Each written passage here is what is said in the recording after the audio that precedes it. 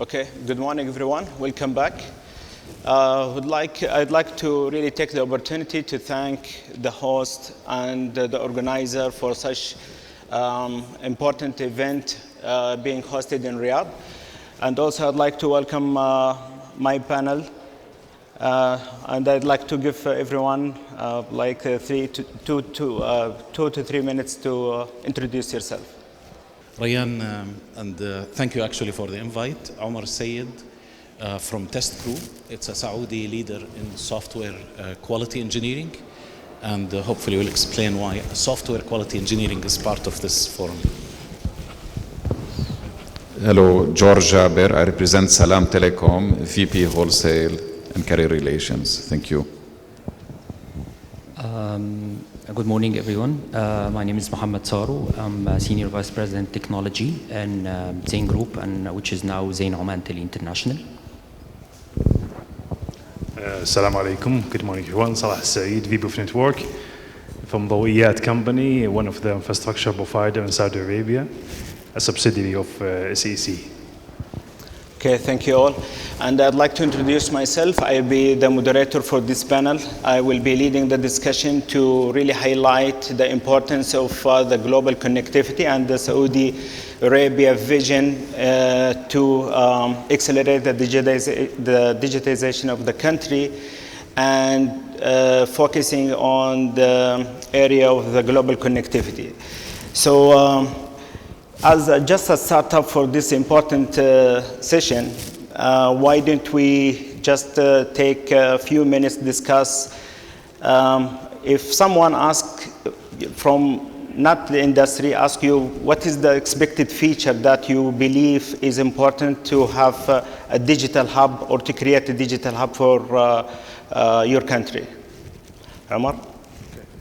So let me start with the statement you ended with, which is the vision.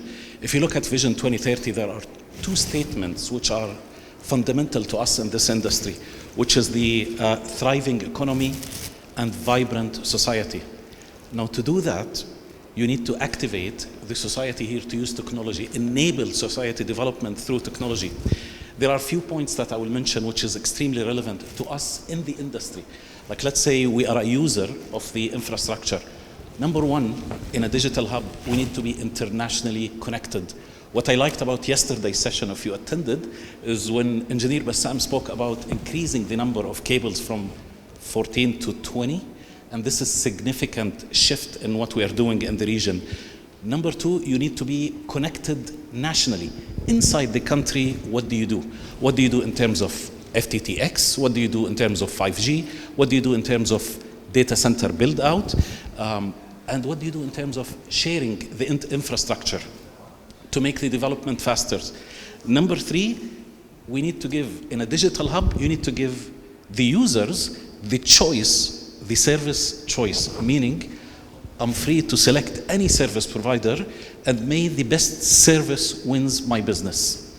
And this is actually something which started in Saudi Arabia with the concept of open access, where everybody is collaborating to provide the most advanced services. Now we can safely say in the world, because if we look at the statistics of what's happening in Saudi Arabia, because there are the experts here, I think Saudi Arabia is among the top 10 countries in terms of mobile performance, mobile bandwidth, or internet speeds. This is significant, and if you track what happened in the past few years, the increase year over year was also significant. Building an ecosystem. This is the fourth point. Ecosystem of what? Ecosystem of technology providers, of user, international technology vendors, and local system integrators, and of course the service providers who will be creating new services. And final, well, I believe you are, I don't want to miss the opportunity. Sure. Since you have already touched two important features, which is the ecosystem and the open access. And I believe Salah has been waiting for this moment for a long time. So Salah, how do you see the open access and enhancing the ecosystem, contributing to, since you are one of the newcomers to such industry? Thank you so much, Rayan. From our side, I'm talking from our point of view, especially as Dawiyat. since the beginning, from the NTB 2020, Dawiyat was mentioned there to be enabled as a new company to be introduced to this such domain. Actually, Dawiyat, with the massive infrastructure that we have and over 100,000 kilometer fibers from south to north, east to west. We start with also with a partnership with MCIT in 2017 to expand the area of the fiber kingdom-wide. Actually, now, alhamdulillah, recently that massive network domestically, alhamdulillah, we recently, maybe 1 month ago, we got our official license from the CST for the international connectivity, alhamdulillah. And we'll start expanding our network globally to contribute to the nation vision, especially as it to be a digital hub. The open access, it is a new idea that was brought by Dawiyat at that time with the blessing of the CST and the MCIT that resulted on, as Amma mentioned, the customer has the full last word to choose the service provider. As well, we are going to do the same thing, inshallah, with the infrastructure globally to be carrier neutral, inshallah, for such vision, inshallah. Okay, so carrier neutrality, open access, and ecosystem. And Mr. Muhammad, if you can add more features to these three important features. Actually, as we speak right now, I think there is a great opportunity for Saudi Arabia because the geopolitical situation in general. Again, if I want to speak from the submarine cable perspective, we have a major issue right now in the Madiq Bab al-Mandab, or Strait of Bab al-Mandab, the entry point of Saudi Arabia, of the Red Sea, I'm sorry. Most of the cables, when they are going, they are having major issues in the permits.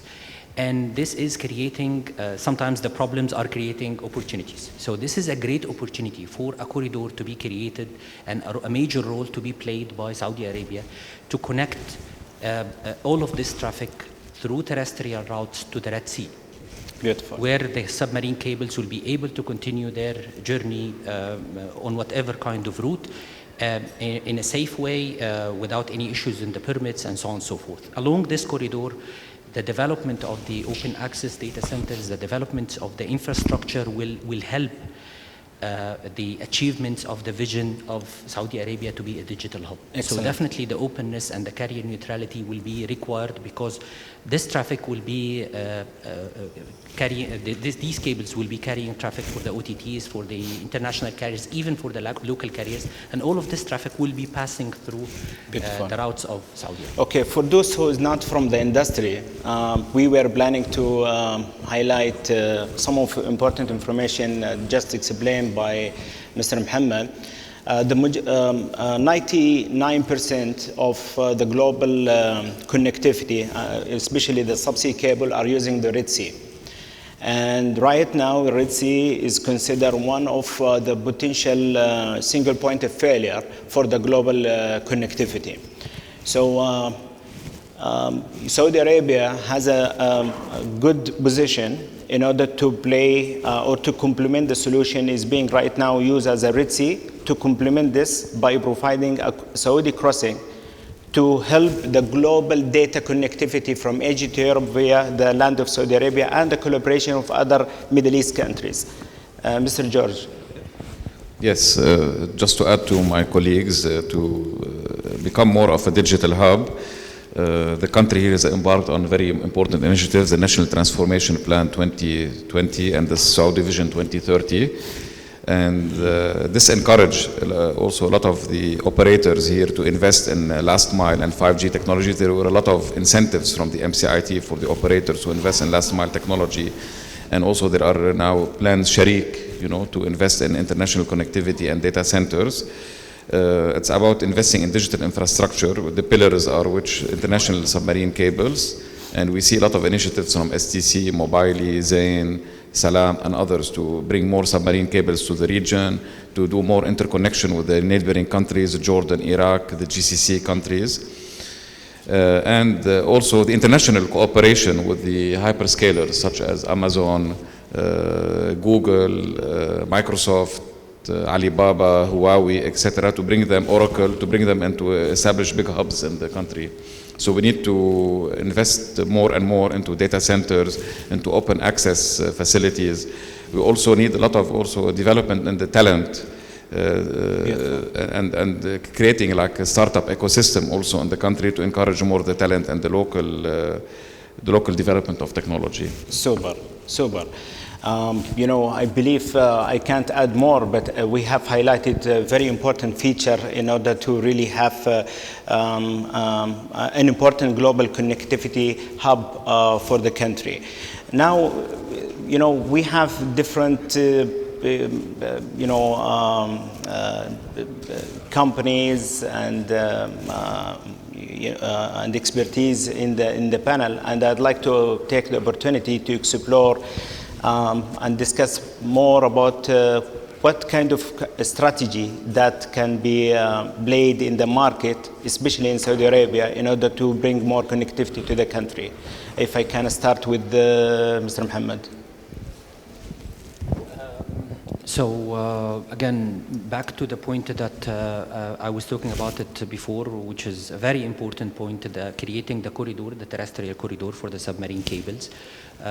We as Zain Oman Tel, we started in complementing the infrastructure of Saudi Arabia by a new build of infrastructure in Oman as well, so that we can create this corridor and complement whatever infrastructure that Zain KSA is currently developing here in Saudi Arabia, whereby we will be availing this corridor from the Indian Ocean all the way to the Red Sea.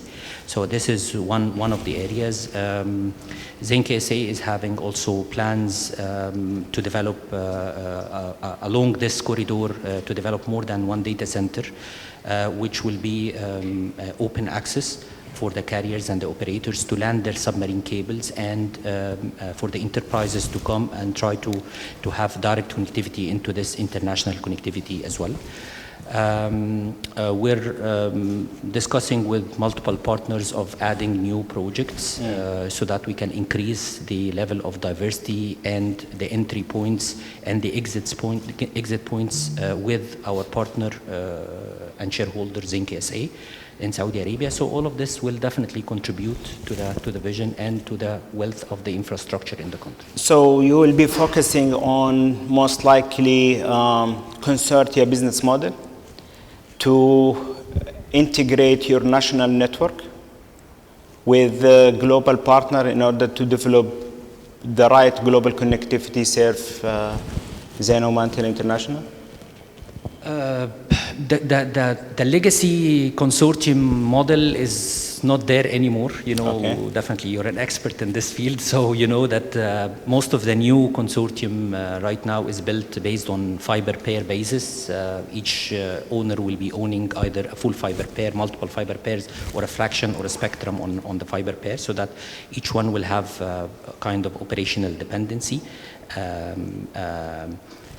Basically, we will be trying to adapt the modern consortium model, leveraging the infrastructure available in Oman and the infrastructure available in Saudi Arabia, and we'll be trying to complement this with additional services, be it data centers, be it IXPs, etc., etc. Beautiful. If Mr. George, if you'd like to add anything for any specific business model that Salam will be focusing on. For example, there is a new trending now in the market. It's not trending, but I have seen it common in these days, the GV subsea concept. I don't know if Salam has been considering this kind of business model. Yes, we at Salam are very much open to partnerships. We believe that the best way forward, instead of duplicating the assets, each service provider building a separate submarine cable, separate cable landing station, it's to cooperate more. We're trying to see if this idea is feasible with STC, Mobily, Zain, and others, so that we can join forces and try to bring in maybe a new submarine cable to the country. We partner from the beginning instead of competing to duplicate the infrastructure. Also on the data center side, instead of building new data centers, in fact, we are cooperating with companies like Damak data centers to try to buy wholesale capacity for data centers. large blocks of megawatts to able to host the international operators and also our own infrastructure demands. At the same time, we are strengthening our regional connectivity. We have strengthened our border connectivity with Jordan, with Iraq, and the GCC countries, because we believe that the routes through Jordan and Iraq will be very much in demand as north routes in the future. Omar?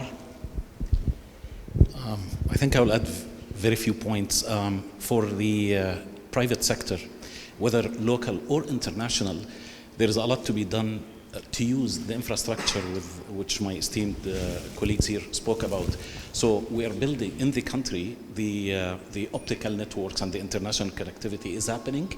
There are new data centers coming in. So let's consider this to be the highways and the fuel stations. Now for the private sector, what do we do with it? We bring solutions to the region, not just Saudi Arabia. You bring solutions to the region for gaming, for game publishers, for media transport, video transport. All these are significant issues arising now. Like a simple discussion that I had in North America, which is news reporters, now they use handheld devices to send their videos. You don't want any part of the network impacting the quality. So to do that, we need to continue to build the infrastructure, which my colleagues here are discussing. Excellent. Salah, right now, if you look at the market, I believe you are new to this industry. The majority are, supporting the modern consortia business model. There is a few initiatives who adopt the joint venture business model. For Dawiyat, which model you believe or has been already examined as the best model to fit your strategy? Actually, Rayan, from our side, since the last year and during LEAP 2022, actually with the announced investment for $2 billion from Dawiyat to be a main player in the market for such a thing. Actually, now two things will go in parallel with that. Now, the plans for the data centers from Dawiyat with the over 144 megawatt in Saudi Arabia, inshallah. We start in Riyadh. The other thing about the connectivity, once we receive the connectivity from the international, we'll keep the same model of the strategy, the openness in the infrastructure. So we open neutral data centers, maybe open landing stations. So we keep the same concept that we have to Iraq. We need to make sure that the connectivity or through Saudi Arabia, according to the regulation, it will be so smooth through the Dawiyat network, or so smooth for the clients who will deal with us.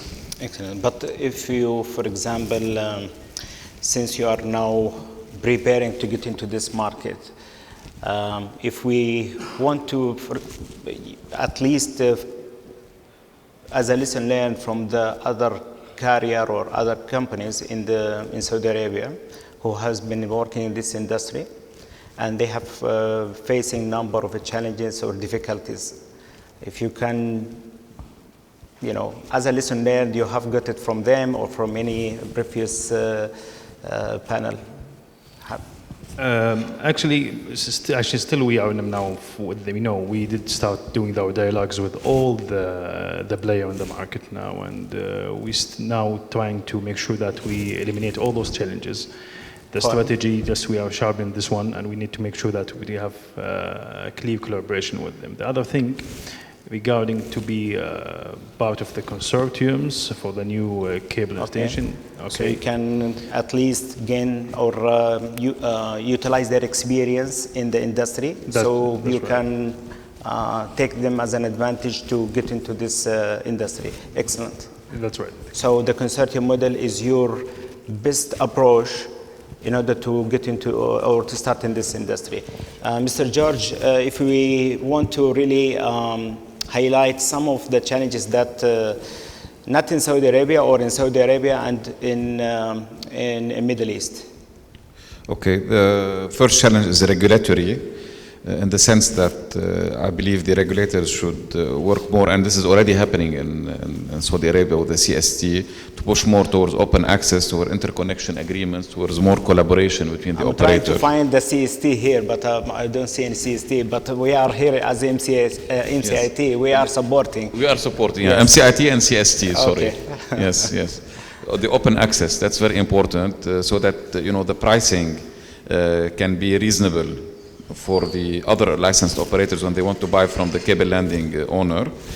Also to give to the end user, the B2B customer or the government customer, the choice to buy from any service provider if he's hosted in a data center for STC, Mobily, Zain or Salam, to be able to buy, or Go, to be able to buy the connectivity from any licensed operator at a competitive price. Funding, of course, because everything needs funding. So to bring in a new submarine cable, usually we're talking about an entry point of $50 million, 50. To build a data center, 1 megawatt costs $10 million. So always the funding is a challenge. The talent gap. Okay, we need to have also talent, local talent that is also versed in the new technologies like artificial intelligence, like data analytics. The infrastructure investment, especially in remote areas, there are still some remote areas that need investment in fiber to the home, 5G, etc. We need to cover the full country. So I believe the regulators and the MCIT should encourage the operators to go into the remote areas and stimulate more and more market competition, encourage maybe new licenses to be awarded in different areas. Okay, when you are mentioned the CST, I got the point, the permitting, and Mr. Mohammed highlighted at the beginning of the panel. Permitting, especially in the Red Sea, is becoming a big challenge. Have you, for example, taken into consideration or you propose a solution that you might get the government support to overcome any potential permitting issue? You mean the permitting from the Red Sea to enter the Red Sea? When you build subsea cables, yes, you need a permit not only in your country and even alongside the subsea route. I believe we need to have discussions with the submarine cables that are landing in the GCC, in UAE, in Qatar, and Bahrain, etc., to try to bring them to cross Saudi, as my colleague Mohammed mentioned, directly to Saudi, and then from there using Jordan or Jeddah routes or the west coast of Saudi Arabia routes into Europe. So, no, but right now we don't have specific discussions happening with the CST on it. For example, creating a consortia of government to, for example, have sort of unified permitting process. For example, in the Red Sea, if you look at the Red Sea, there are number or group of countries. If this country, for example, produce or issue one unified permitting process, do you think this kind of process? Absolutely, it would help. Instead of each one going through the process one by one, it's good to have, of course, one unified process. Excellent. Umar, you'd like to add anything related to the challenges? 2 points. Number one, again, talking about the infrastructure, the connectivity infrastructure, the data centers, and then the applications that run on the data center. If we look back 2 years ago, Saudi Arabia shifted completely to an online government. Everything was online. We've experienced it.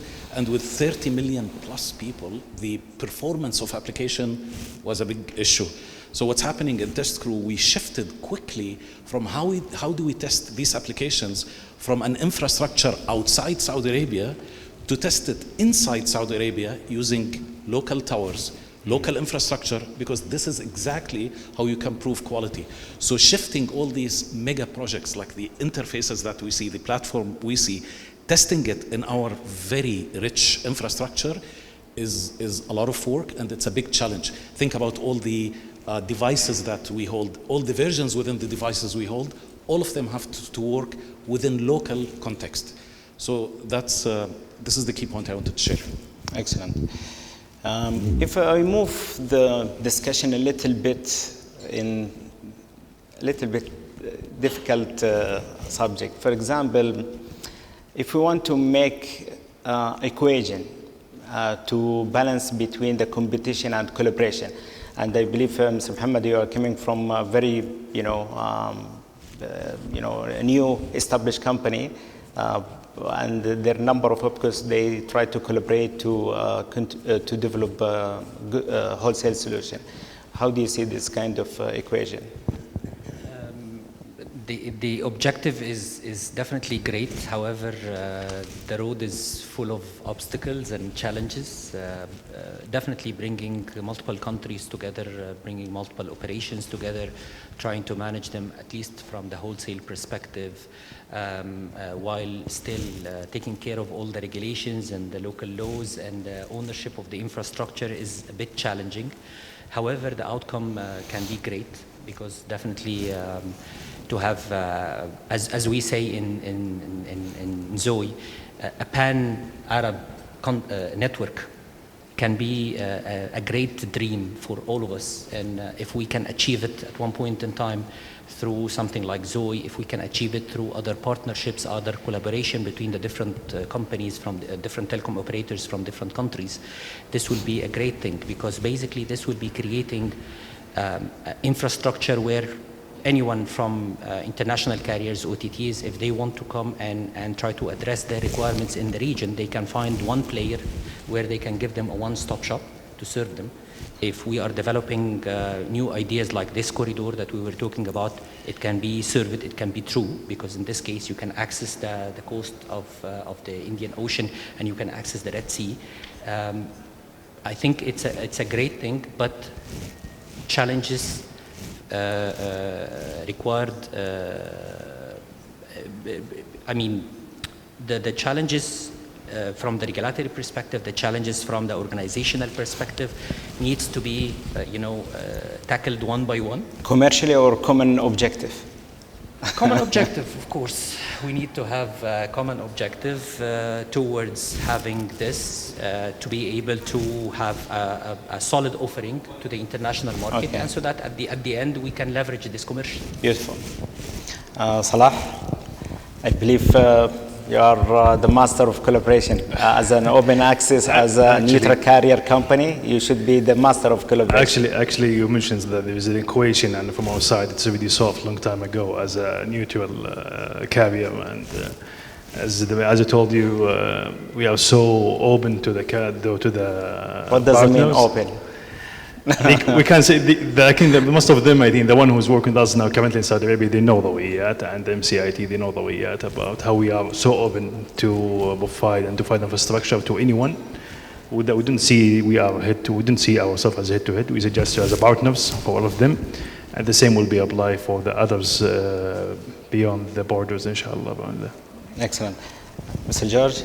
Yes, we believe that the right equation should be about infrastructure sharing, come up with the best practices and the best standards. So cost contribution, you're referring? Yeah, okay, so similar to the open access is to find an equation whereby the operators can work together and not compete, build together and not compete, similar to how the open access model was created.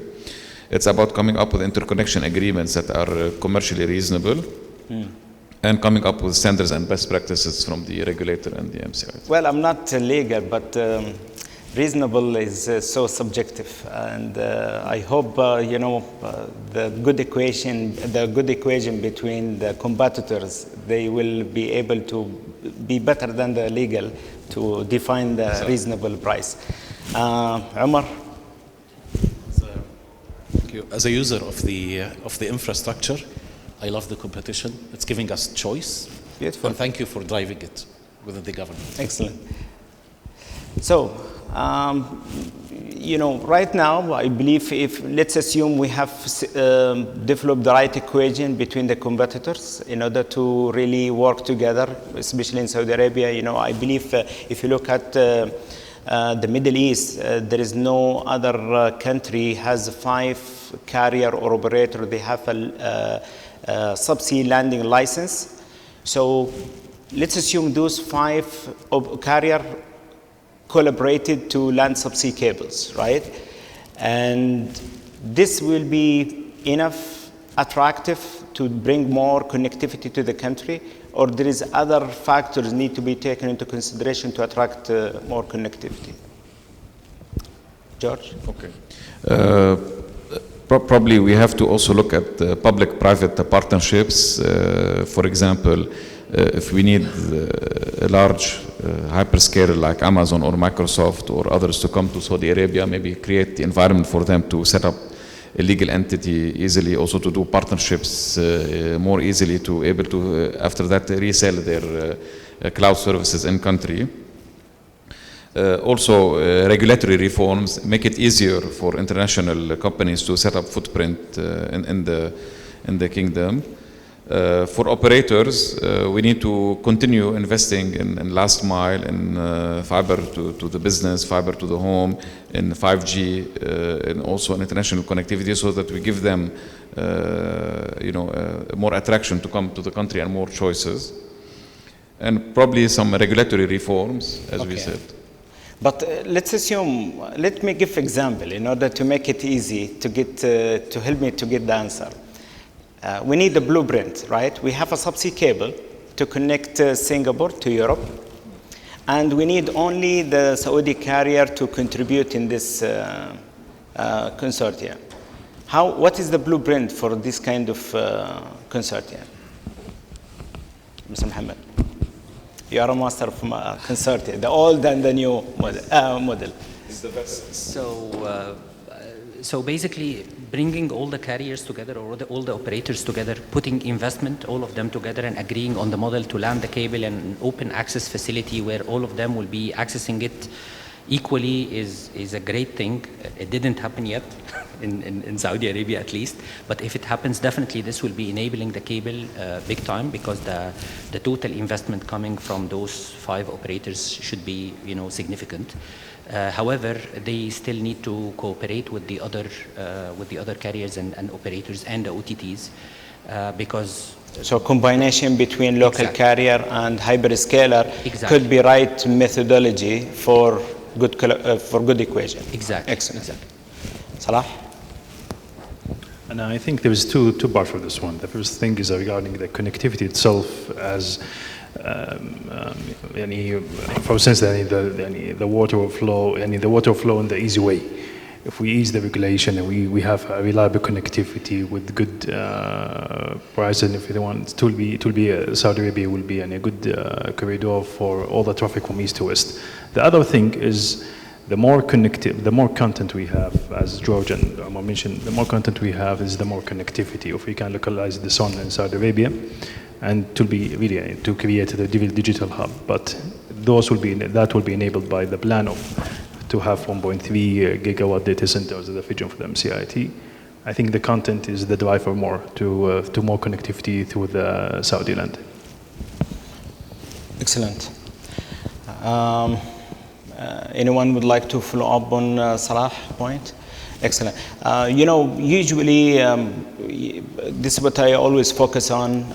The green, since we are in the startup of our journey to have a global digital hub, and we need to consider the green initiatives. Saudi Arabia as a government is supporting the green initiative, and we have a commitment to achieve zero emission by 2060.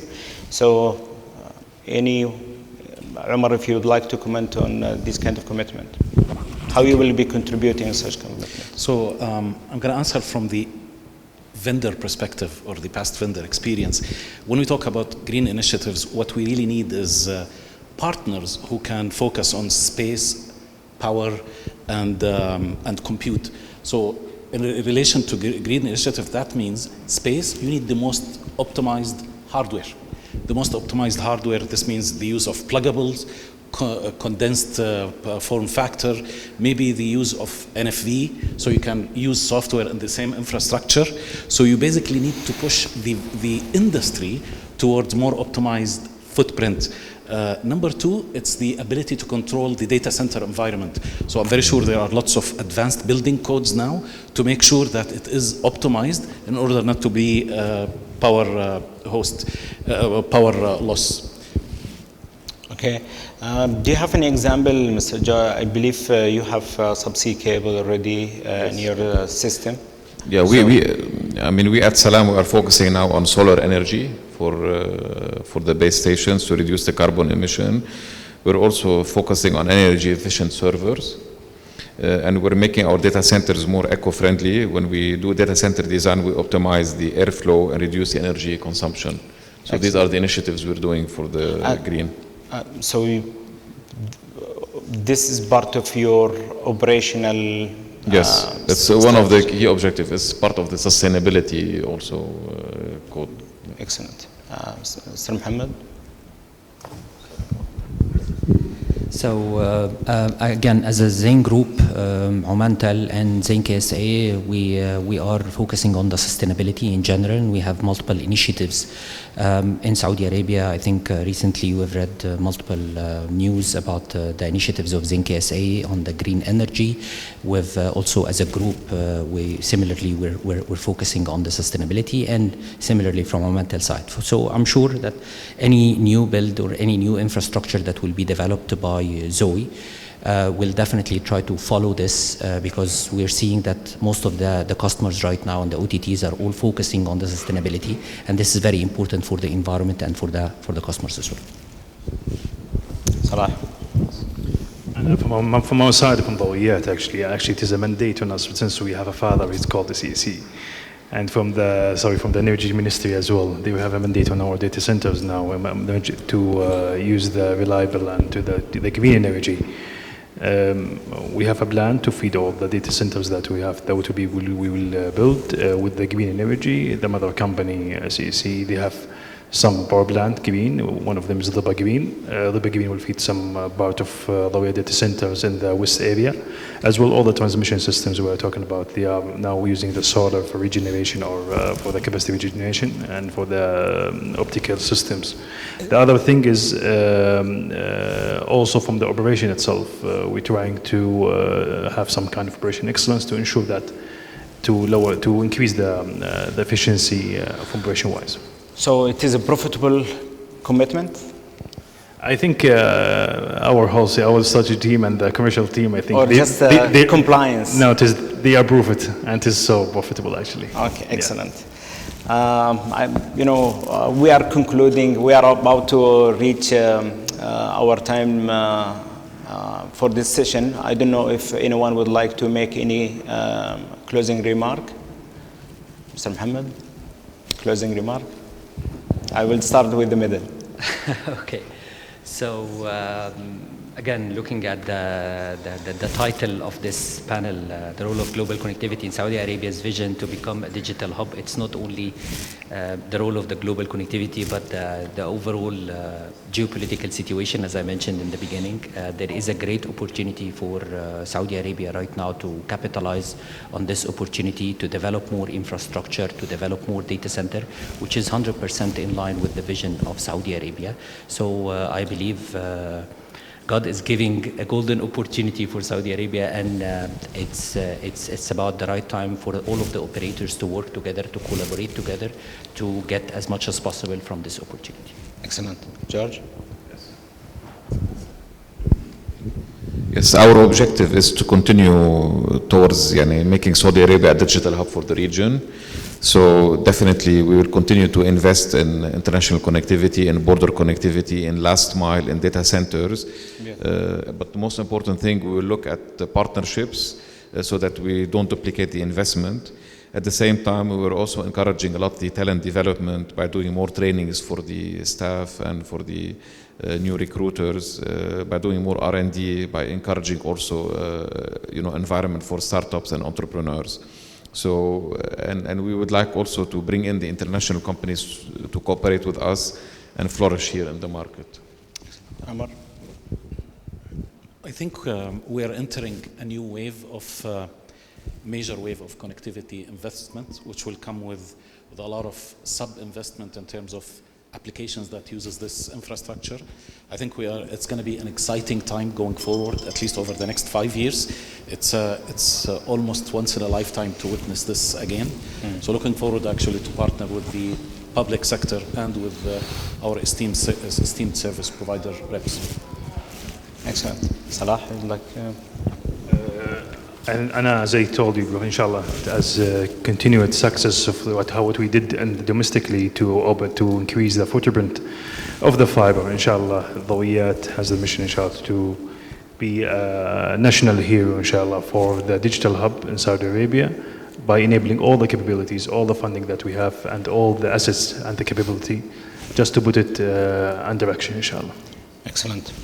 As you have seen during this panel, despite all the challenges that the area or the Middle East is facing, but I believe with the hope and commitment and the collaboration between the carrier as well as the experts in the industry, will be able to really attract more connectivity, build more subsea cables, really accelerate the country vision to achieve the global digital hub ambitious.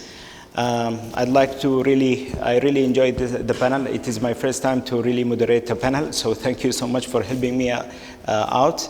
And also I'd like to thank all the attendants here, and we still have around 3 minutes if there is any questions you would like to ask the panelists here.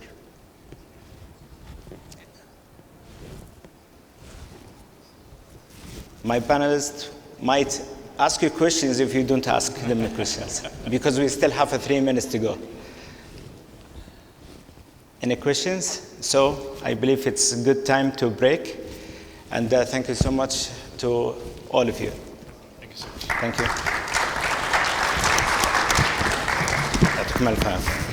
Alaikum. Thank you very much. I think we touched a little bit on Saudi exchange yesterday, but this just remarks or just the highlights. I thought this is working. Yeah, sorry. We touched a little bit on Saudi exchange yesterday, but this is a reminder of Saudi exchange.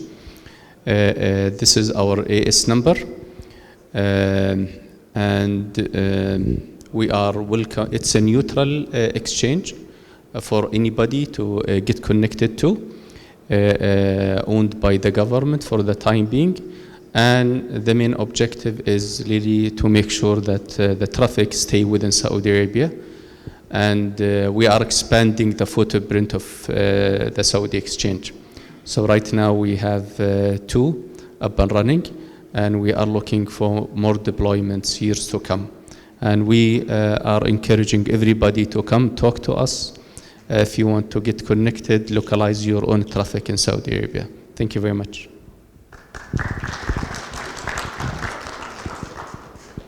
Shukran, Dr. Walid.